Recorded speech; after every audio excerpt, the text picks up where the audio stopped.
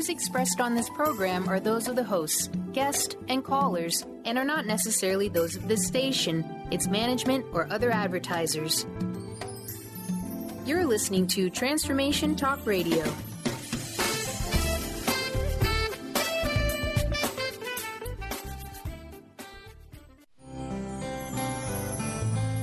Welcome to the transformative show, We Carry the Light, with host Dr. Susan Allison, the show that inspires you to find the light within and shine your light in the world. Who are you right now? And who do you want to be?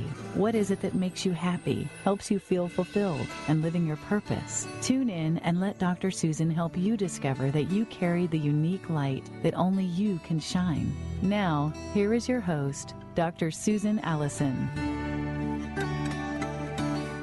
Hi, everyone, and welcome to We Carry the Light. This indeed is Dr. Susan, and I'm so glad that you're here, either listening live or to the archive show. I hope that your week is going well. Mine has included my birthday, yay me, and a solo camping trip to Big Sur in Central California. I had a fantastic time, especially sitting by the river and meditating. Or for me, I love just listening to water just bubbling over rock. So soothing. I take my chair and just put it, partly in the river, and my feet are feeling that wonderful, wonderful current as it flows to the ocean. And I come back feeling fantastic. I slept 11 hours in my wonderful one-person tent, and it was amazing. I also left my computer at home, which was very unusual for me, and I also had very little cell phone service. So I could immerse myself in nature and release my stress, which we all feel, don't we, in our daily lives. So what is it that you do to release your stress? What helps you soothe your soul? I guess for me, the best stress buster, as I just said, is immersing myself in the natural world, even for a day and night, as I just did. I love to walk in a forest or on a beach, and nature has always been the very best panacea for everything that ails me. I also have been a meditator for over half my life, starting when I was pregnant with my first child. I wanted to have a peaceful pregnancy and connect with her, and I did. I mostly do transcendental meditation, and I use a mantra. Recently, I read the book Soul Soothers, Mini Meditations for Busy Lives by Griffith-Bennett. I love how practical the meditations are and how they can be done easily, really just about anywhere, and for really short times, like 20 seconds or 3 minutes, and so on. I love the idea of meditating while doing the dishes or while walking and while just breathing. I can now, maybe I can stop, even though I've been doing it for so long, I'm so used to my mantra, but I think I'm going to try some of the meditations in her book. I have already done the Golden Light meditation on my own before, and I like her version, and also all of the breathing meditations. I have done many of them in a local Buddhist retreat center that we have here in my town, but I'm going to go back and try some of her meditations that are using the breath. So I also like her book because you can meditate often, even several times a day, depending on what it is that you need. And of course, this introduction is because we are so lucky to have Cindy Griffith-Bennett on our show today. And she won't just be introducing her soul-soothing meditations, but will share a peek at her new book, which is due out in November, Grow Your Spiritual Business, Building Your Business in the Internet Age, co-authored with Lisa Kay, PhD. So a bit about Cindy, and this is not all that she has done, but this gives you a glimpse. She teaches spiritual development across the U.S. and now in Japan. She has a master's degree from Empire State College in consciousness development, where she focused on finding the mystic's journey towards spiritual maturity for those seekers searching for a journey not tied to one specific religious tradition. Author of Soul Soothers, Many Meditations for Busy Lives, co-author of Voyage of Purpose, Spiritual Wisdom from Near Death Back to Life, and creator of multiple meditation CDs. Cindy is a contributing blogger for Huffington Post and a number of other magazines. She's a monthly guest on 1100 Classic Rock and 97.3 Light Rock in Ithaca, New York. Cindy travels internationally, her most recent trip to Tokyo, Japan, to teach workshops and offer readings. Let's welcome Cindy Griffith-Bennett. Hi, Cindy. Glad you're here. Wow, thank you. That's quite a list. I'm listening, saying, that's kind of neat. Thank you so much, and thank you for recognizing the meditations and soul soothers. I think you hit on the biggest part, is that you can do multiple times during the day, and just for 20 seconds or 3 minutes. So thank you for picking up the major point of soul soothers. You're welcome. I enjoyed reading it, and it's given me a different perspective, because I think when you've been taught in a certain tradition, as I have, you are sometimes kind of stuck in that route in a way. So, I was brainwashed 20 minutes twice a day before breakfast and before dinner, and I've been doing that for 30 plus years. So I like the idea that I can do it less in terms of time.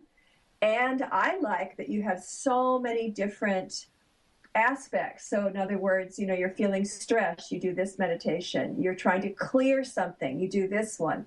So I thought that the diversity was especially intriguing and wonderful. Well, thank you so much. What I found is from teaching this technique, I was brought into people saying, well, this is what's going on with me. What would be one for me? And right. So, after teaching for 20 years, you get a lot of different, what about me, So exactly. It did give me that opening. But a lot of the reason I wrote Soul Soothers is because I'm one of those people who don't have the temperament. I don't have the patience for the sitting. I would love to be able to have the time, patience, and temperament to sit for, 20 minutes before breakfast and 20 minutes before dinner. The problem is I don't.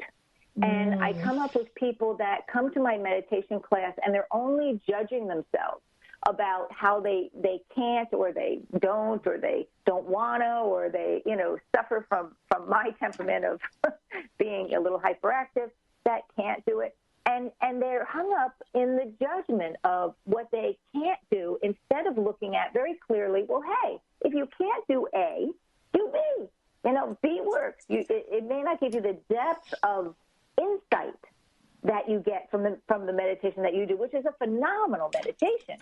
But they get what they want, and that's reduced blood pressure, calm, and a way to stop their mind. Well, you never stop your mind, but to lessen the influence of emotions and mental chatter for a couple minutes. And if you do a couple of these a day, you can get up to, realistically, probably half an hour of meditation in your day, or I don't know if you could, well, you could do 40 minutes, but you'd have to be taking every opportunity. But, I find that I can get the benefits that I want, and that what people came to my class, which was the calming effect and the health benefits with this short-term focused meditation technique. And that's what I would say most of these are meditation techniques. Yes. No, I like how you say in the introduction that most of them you can do under a minute, which is going to appeal to so many people who are, our lives are frenetic these days, so busy. People have very little time. And I actually liked how you showed how a person could go throughout her day and do a 1 minute here for this situation, and you have a difficult coworker and you do this one, and you need to calm down before you meet with your boss and you do this one. And so I liked how you made it a lifestyle, that we could incorporate all of these different kinds of meditation depending on what's going on for us. And it is a lifestyle, because if you can come into the present moment, which is kind of an underlying theme, but come into the present moment, and then you can deal with the present situation instead of saying, I can't deal with that, it's too stressful. Here's something you can do before you have to do it. Here's something you do, like the golden light meditation, which kind of washes your aura clean. Here's something you can do after the confrontation. So, yes. Hey, we've got to set, just be in the present moment with the situation. You'll handle it better if you release some of the emotional zapping, the emotional charge, and then you have something you can go to after to then release what anybody else is stuck on you. Yeah, no, I love that. I love that you are sometimes preparing for something, sometimes just needing a break and calming yourself, and sometimes clearing and cleansing yourself after the fact. So I like that there's your meditations. I love how experiential your book is and how everything is an exercise to help people. And that's my kind of book. The other thing that I think is another advantage of not necessarily the short meditations, but the soul soother content, is it also works as a mini spiritual primer. Yeah. And so each meditation is, why would I do that? Well, here's why, So it also, if you want to give something to someone with them not realizing it's a spiritual book, you give them this one, because even if they don't read the meditations, if they just read the why, it's a lesson on energy, on light, on sound, on energy between people, all of those things. So you have multiple chapters, multiple sections interspersed with the meditations that give basic spiritual introduction. Yeah, no, I like that too. I like, in fact, you probably have done this book in a workshop format, because I always like that somebody is telling me the why, and then we have practices also, so I can actually do it. I'm kind of a doer, and so if I can do it, and then also see why I'm doing it, and I also like that you had where. It's like, where do you do this, and this is how it's going to benefit you, which is the why. Yes, and one is in a corporate bathroom. I know. Of course, I like the dishes. I like the doing the dishes meditation. I thought that was great, and all the walking meditations and so forth. Before we get into specifics, more specifics, I wanted to circle back, because I always do this with guests, because people are interested in you. My listeners are wanting to know why you are doing this. Like, what about your journey? How did you begin meditating or wanting to be of service as a teacher and a writer and a speaker? Well, I'll give you the quick version. Sure. Up until around 28 years old, I was an atheist.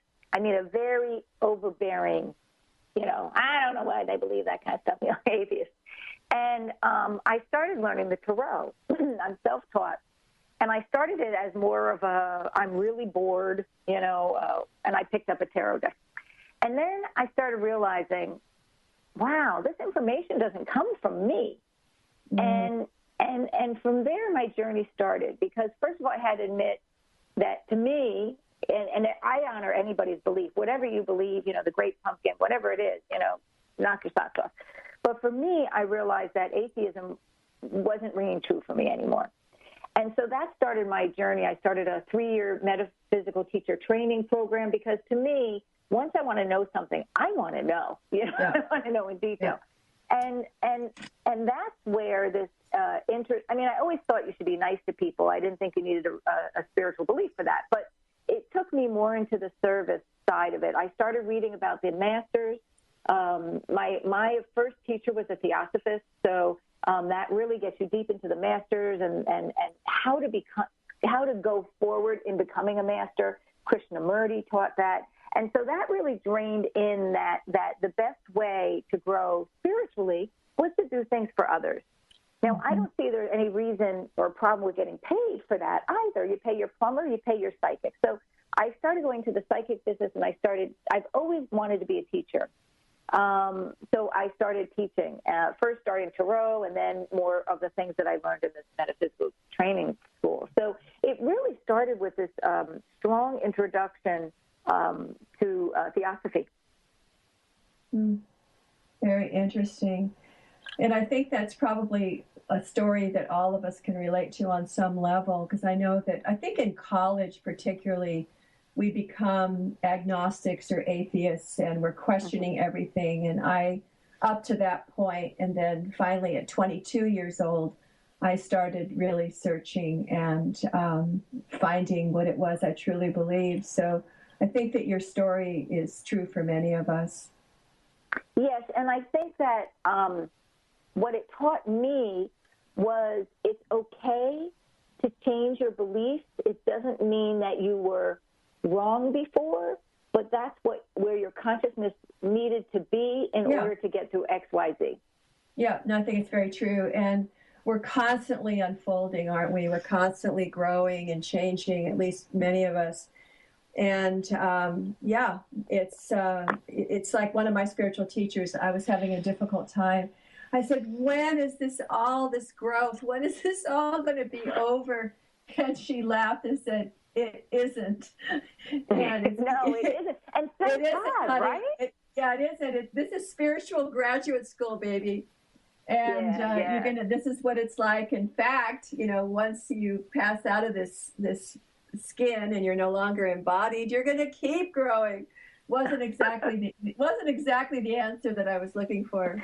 No, we want to say getting spiritual is an insurance policy that stuff isn't going to happen to me anymore, which is not, well, in my world, it's not true. I don't know about yours. But it's not true in mine either, Cindy. Yeah, the more spiritual you get, they're like, oh, okay, you got that, here's this. Yeah, exactly. I ran into a former student years ago, and so much had changed in my life. And I was telling her, and she said, "Don't you remember saying in the creative writing class that you needed a big change? That you really were stalled and stuck, and you needed a big change?" And I went, "Oh my God, I forgot I said that." And she said, "Yeah, you said it out loud, to our class." And then every single thing in my whole life changed in about 1994. So that's you have to be careful what you ask for. Yeah, well, be careful what you ask for. I always ask for anything I want to happen to me with ease and grace. I love that. I'm gonna borrow that from you. It doesn't always work, but for the most part it does. For the most part it does. Yeah. So I'm glad you shared that about your own journey. And so writing Soul Soothers, how did that come about, and what do you feel have been the benefits for readers? Well, I have. How it came about was we had written Voyage of Purpose, my husband and I. And so we had a publisher. And so the work of that was done. And this is one of the ways where I feel like Spirit will, the law of attraction, that if you put it out, Spirit will set it up. Because I was never one that would be willing to go through it sounds lazy, but be willing to go through the work. Finding a publisher is crazy. Yes, so I had an in. And I had the book planned, and I was teaching it for quite a while. So it was I don't want to say quite easy, but it was quite easy to put it into book form. Also, after doing my master's, I learned how to write. So I had that ability. So I'd been writing master's papers, and it was like, okay, now let's do this. So it came about that's how it came about. But how people benefit. I have one person who took my workshop and read the book, and she came back and she said, I have to tell you this. She said, I always struggled at work where people were mean to me, and it was just really, stressful. So I started your breathing meditations on the way to work. I did some of your 20-second meditations, which for listeners is simply putting your head in your hands with your elbows well supported, supporting your hands for 20 seconds. And just allowing yourself to be supported by feeling the weight of your head in your hands. And so it's a tactile meditation. But anyway, so she was doing that in the bathroom. That's what I teach about the corporate bathroom. And her people around her, her coworkers, started being nicer to her. And what she realized was, through one of the chapters was about our energy and how our energy affects others, that as she calmed her energy down, then she wasn't resonating the people around her. She wasn't creating this kind of hostile or stressful environment, and her workplace turned around.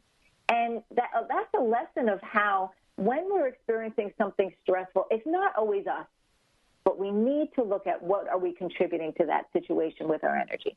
Mm-hmm. Absolutely. No, I love that example.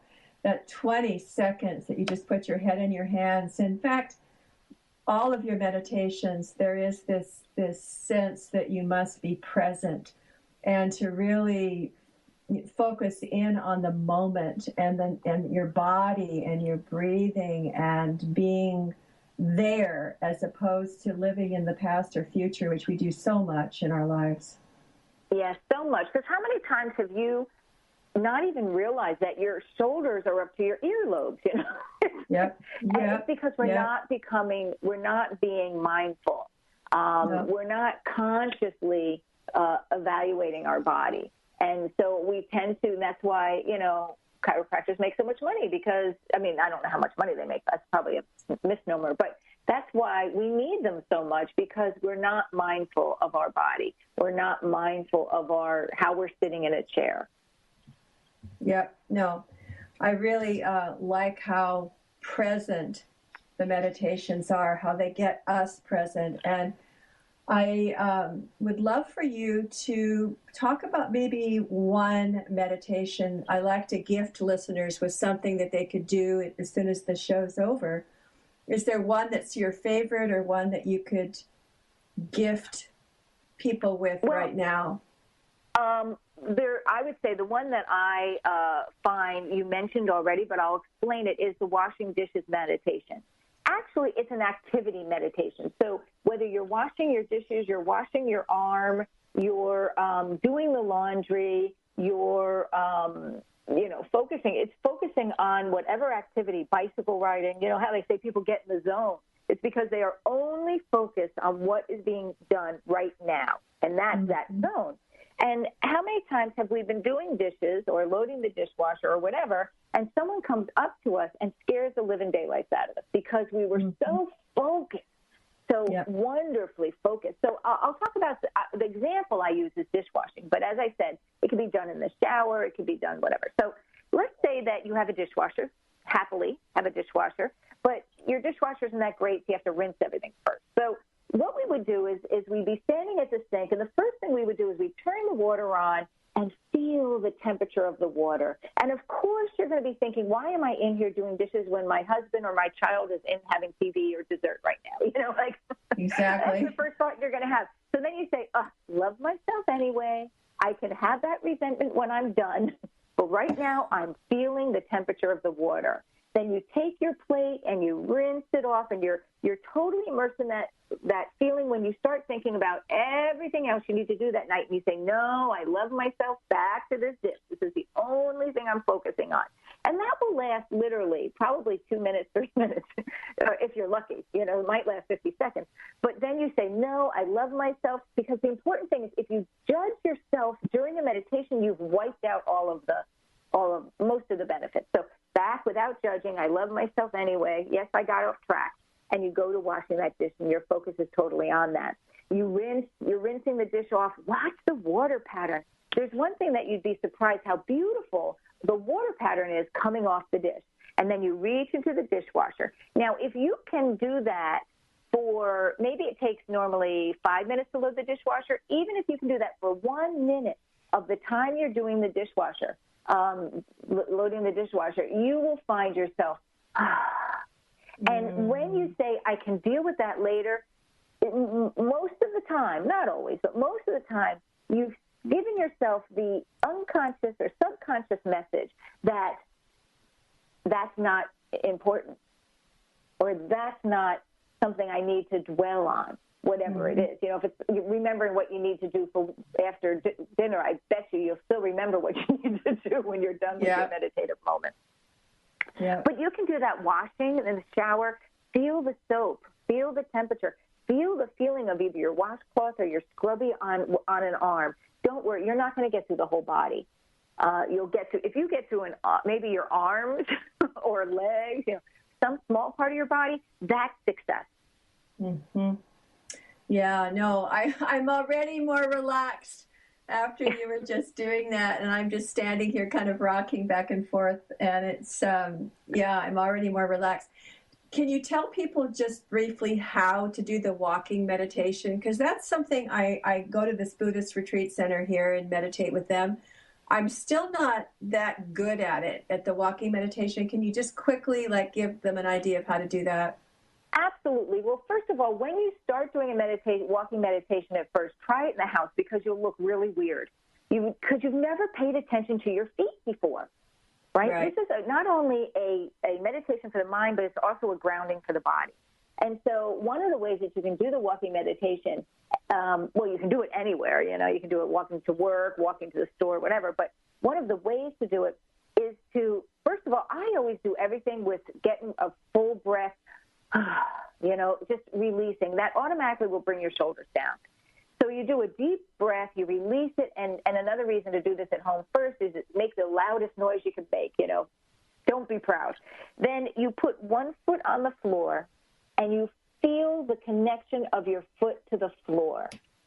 Now, you're not going to be on one foot. There's going to be another foot behind you, right? So you take a step forward, you feel your foot on the floor. Then when you lift the other foot, feel the foot lifting, but as the Native Americans teach, to feel Mother Earth supplying you with energy as you lift that foot up. So you lift that foot up, and Mother Earth energy is coming with you.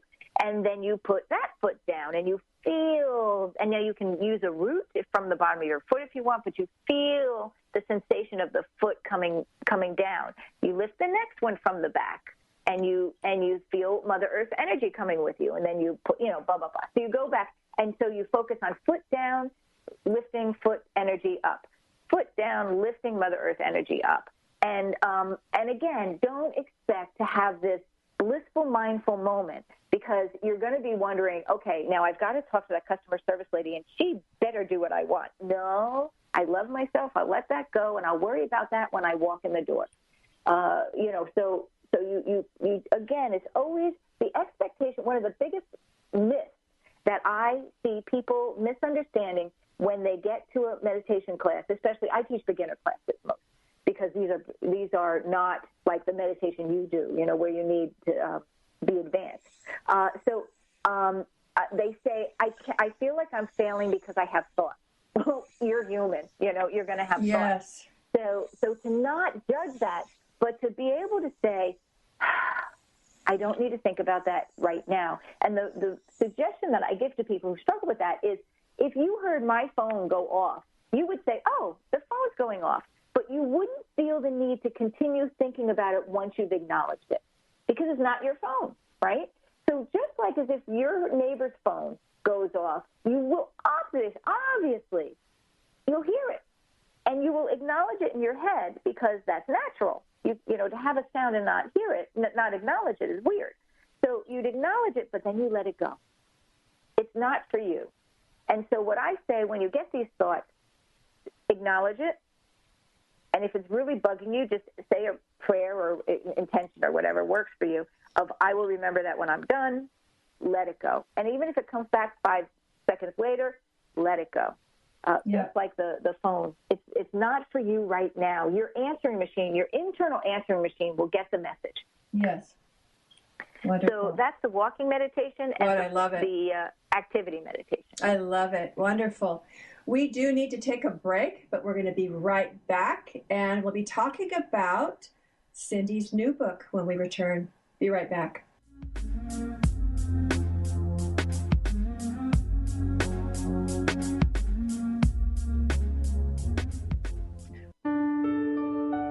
Tune in to Prescience Life Radio with host Mia Simone. Mia is devoted to sharing her extensive knowledge on the invisible worlds of energy. Join Mia and discover the science of intuition and connect with your greatest gift. Start living in your potential today and every day by opening up to the power of inner knowledge.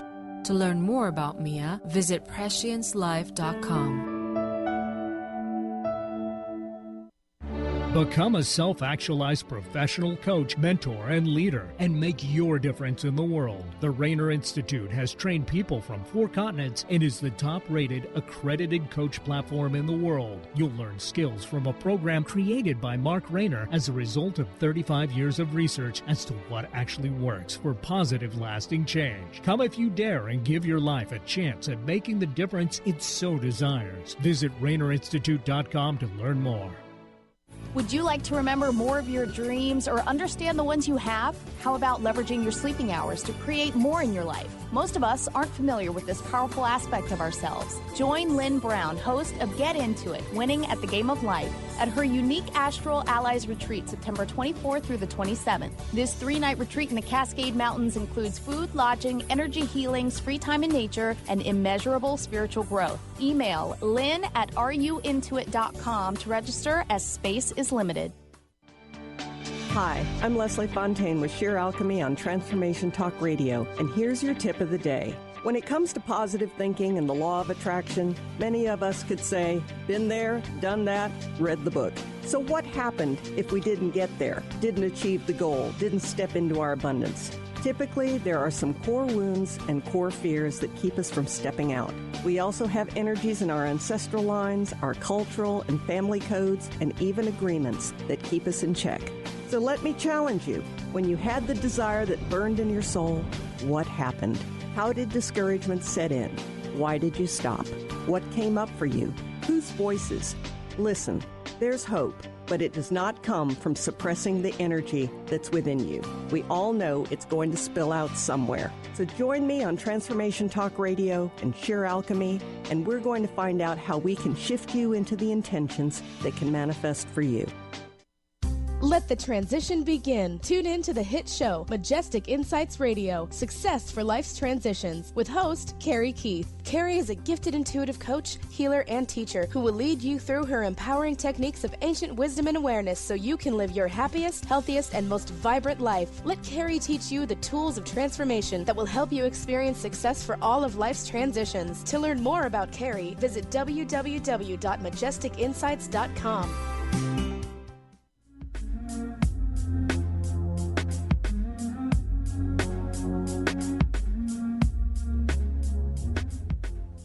Welcome back, everyone, to We Carry the Light. This is Dr. Susan, and I'm here with Cindy Griffith-Bennett. We've been talking about her book, Soul Soothers, Mini Meditations for Busy Lives.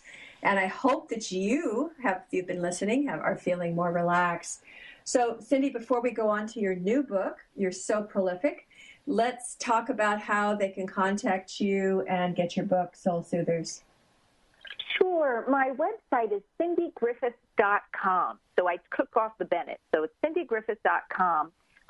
And you can contact me through the website. You can contact me through, we also have another website called spiritualsimplicitybook.com. So there's 2 different websites.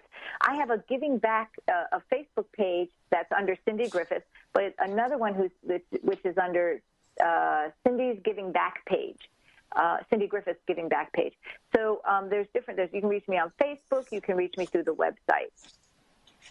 Wonderful. And this is a great book, everyone. It's something that's practical, and you can use it every single day, and you can be more relaxed as your life gets busier. You can handle it. So it's a great book.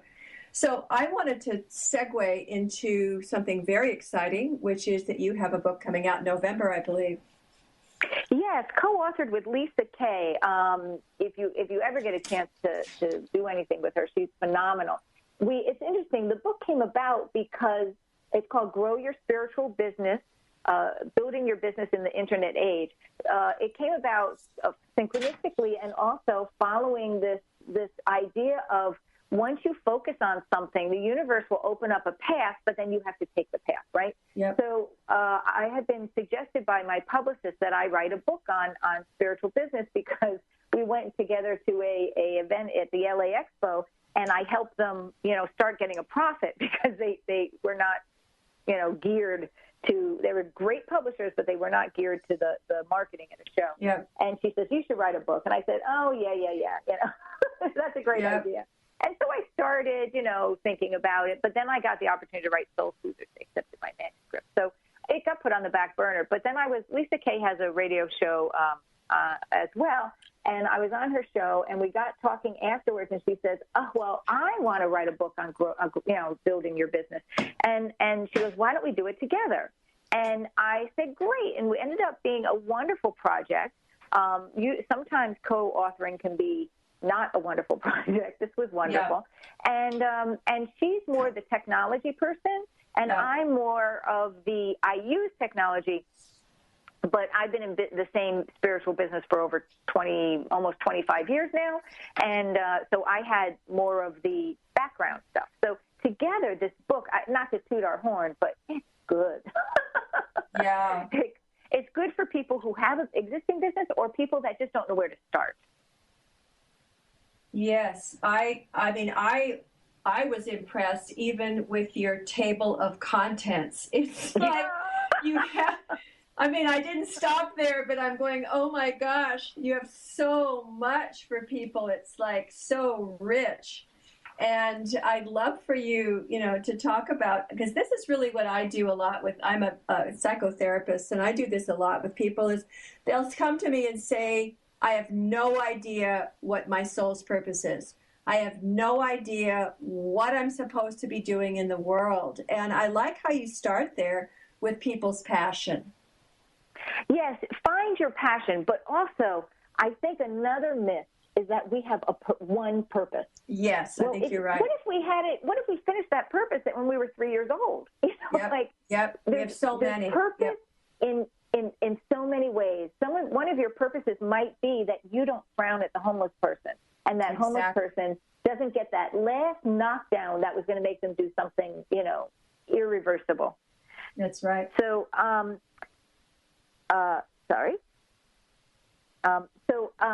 that's really, really important. So that you're aware of what your passion is, because that's going to reflect your part of your purpose, and maybe one of the ways that you can give back to your community. Because if we're giving in a way that is not our passion, we're going to get resentful, and you cannot. No matter how much you give, if you're resentful, the energy of resentment is going to flow through everything you give. So when you are giving from your passion, what are you excited about? Even if you think there's no way I can make money doing this, it doesn't matter, because you whether you make a business of it is irregardless. But following your passion is going to show you what purpose you have right now. And it's okay to change. So you may have been passionate about aromatherapy for the past 5 years, and all of a sudden you're looking at, wow, acupuncture. That's good, So, and that's okay. Do your passion for as long as you're passionate. When it starts to really feel, everybody has their down days, right? You just took some time off. Take some time off first. See if when you get back to it, you're still feeling like the dredges. I actually took a whole, probably 2 months at one point off of doing readings, because I was starting to lose my patience, and I was starting to lose my passion. I took that 2 months off, and I came back, and I was back in the flow again. So sometimes it's just a matter of taking some time off. But if you're no longer passionate, and it's been, you've taken your time off, and it's been months, try something new. Yeah, no, I agree with you.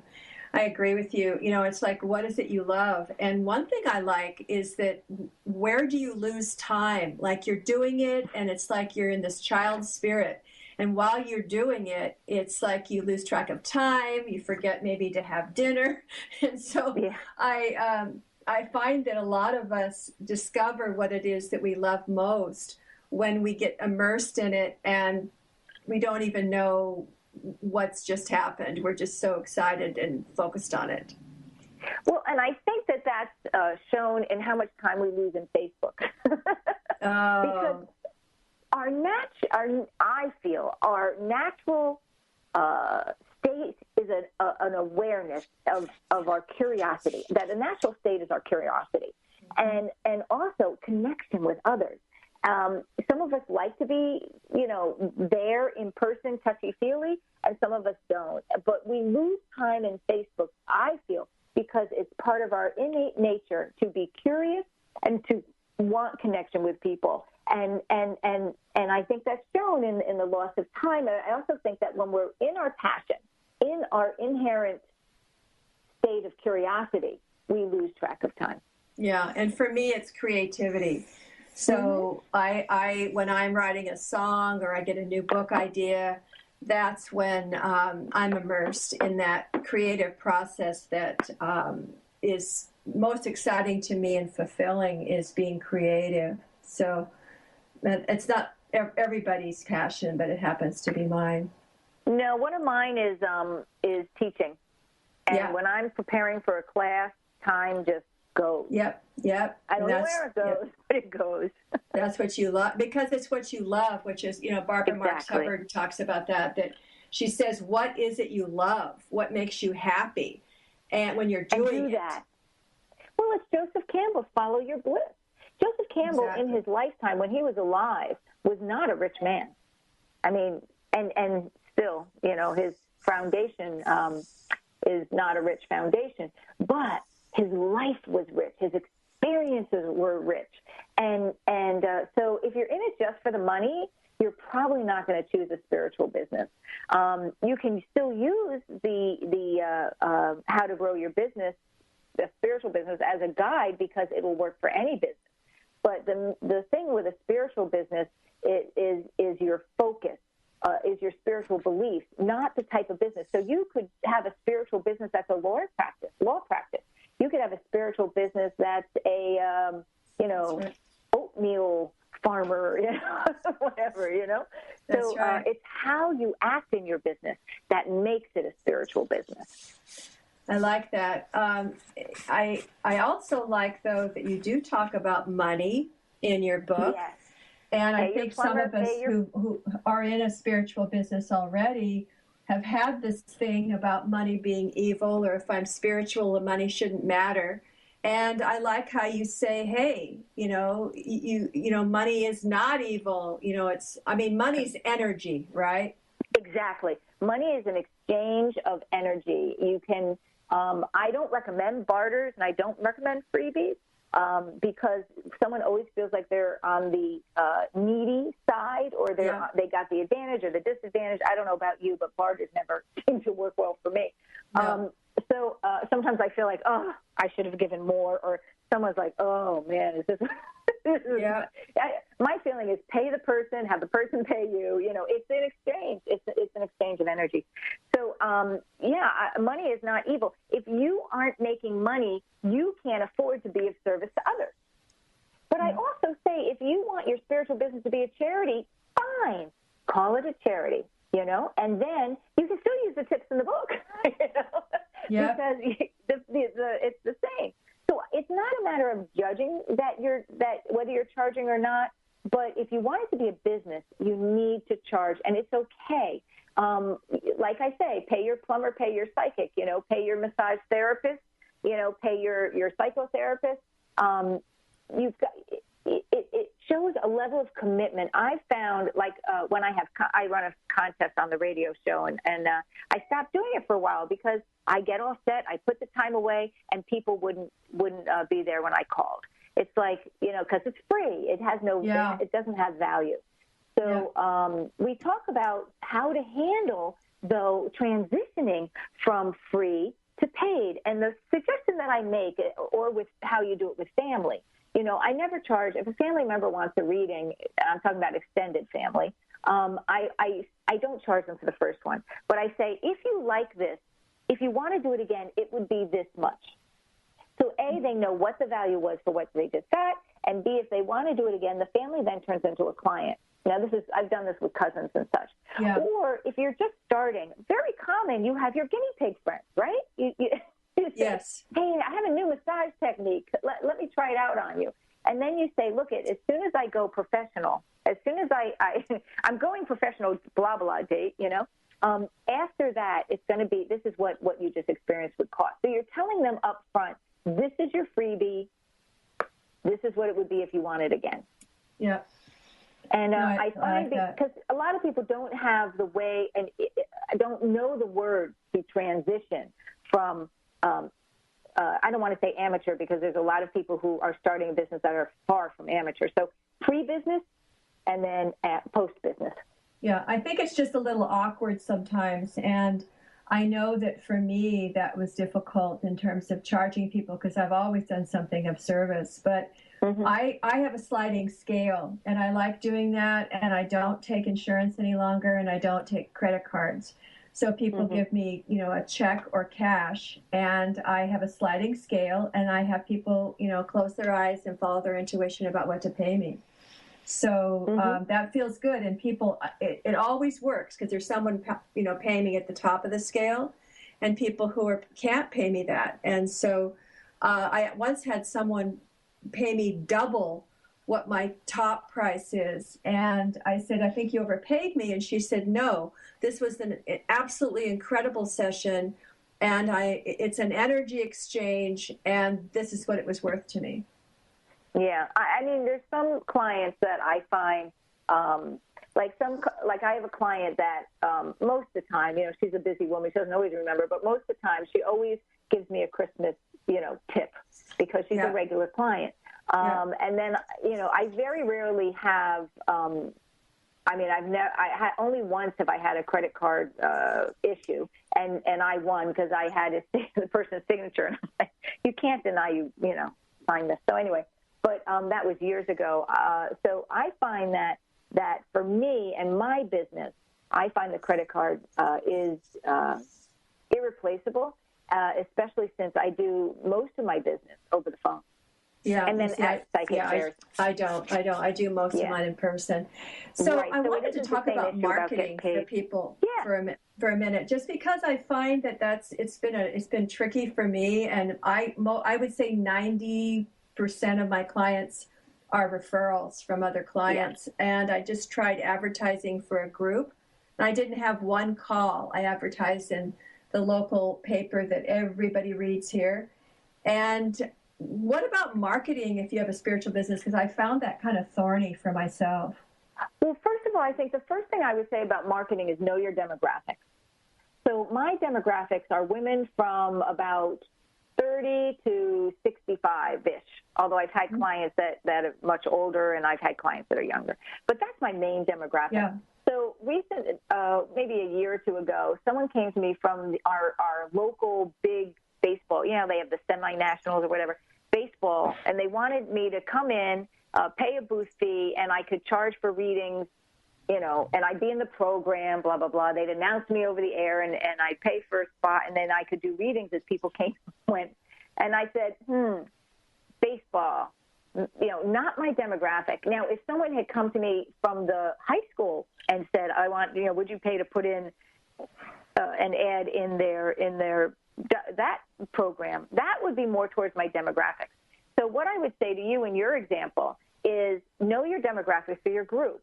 Who is going to be there? And is someone are you spending more money than in a direction where there's very few people? And I don't know what your group was, but there's few people in that reading that ad. The other thing I would say is when you're thinking about marketing, to look at your advertising budget by how many clients you need. So for me, my average reading is around $75. I have less, I have more, but that's the average, is $75. So if this ad costs me $150, I know that I need to get 2 people out of that ad, right? At least. So at least, to pay for the ad anyway. Right. And sometimes you may not get it that first ad, and to put an ad in once is people don't act on an ad, and especially in a mainstream, unless you have excellent name recognition within the mainstream, they're not. Yeah. It's going to take seeing that ad 6 times before they act on it. Yeah, I know, and that's super expensive.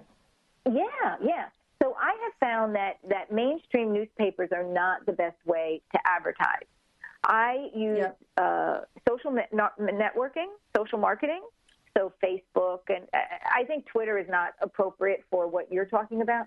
No. Facebook, but then also most communities have a spiritual magazine with a event page, and very often the listing an event is $15, or sometimes free, and then taking an ad out with something like that. The other thing is to use your already existing network of emails and snail mails to announce that as well, because then you are already the star in their eyes. You know, they know that you're great. And so if they know someone that would benefit from your group, they would forward it, or they would tell them about it. So I have found that local newspapers are, for the most part, overpriced and unproductive.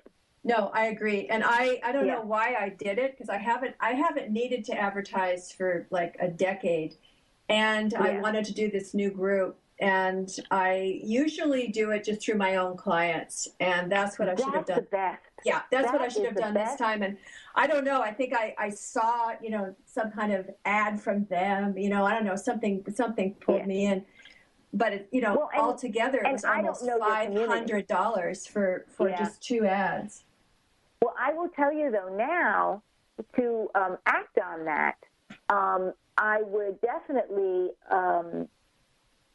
I would even take a picture, if you have a picture of the ad, I have the ad, and they sent it to me. And then put it on either Facebook or put it on an email, so that they can see that this got into the full, if you're going to do something like that, let's get the most mileage from it, right? No, you're right. You're right. You could put it into an email. But I think when we talk about what would work for everybody, I'd say the most important thing is know your demographic and know your free or low-cost advertising options, and utilize word of mouth.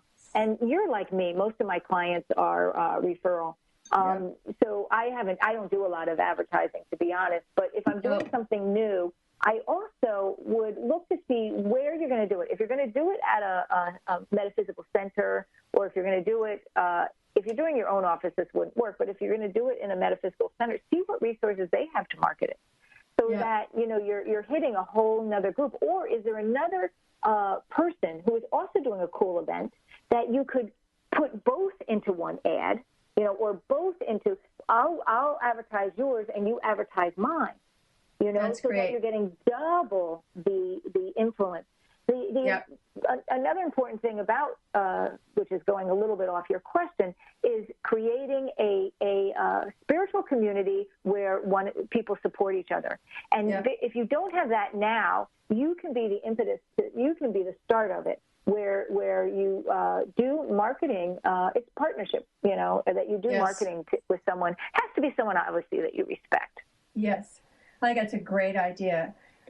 Is to create. I have an amazing spiritual community here in Santa Cruz, California. It's unbelievable, and so I already have that. And I think I was just trying something new, or trying something I hadn't done in a while, and it didn't work. And I'm going to go back to what I always have done, which really worked better. So anyway, I'm excited about your book coming out in November, Grow Your Spiritual Business, and we are coming to the end of the show. But Cindy, it's been great having you. I'm so excited about Soul Soothers. I'm going to use it in my own life, and I hope that my listeners will get it. And your book coming out in November. Congratulations.